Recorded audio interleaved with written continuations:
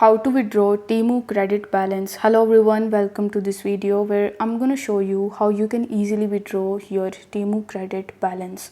For that, you need to launch your Temu app and then you just have to simply log in into your account.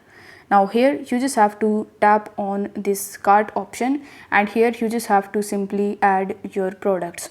Now if you want to view your credit balance, then you need to tap on the view option and here select the credit balance option.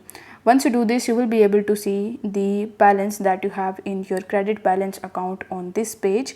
Now if you want to withdraw your Temu credit balance from Temu, the only way is that you just have to make purchases and at the time of checkout you can select the credit balance option. So you just have to add the products into your cart and after that you just have to simply tap on the checkout button. Now once you tap on the checkout button, you just have to simply come to this page. Here in the payment methods, you will be able to see all of the payment methods that you can possibly use on Temu. Among these, you will notice that the Temu credit balance is available.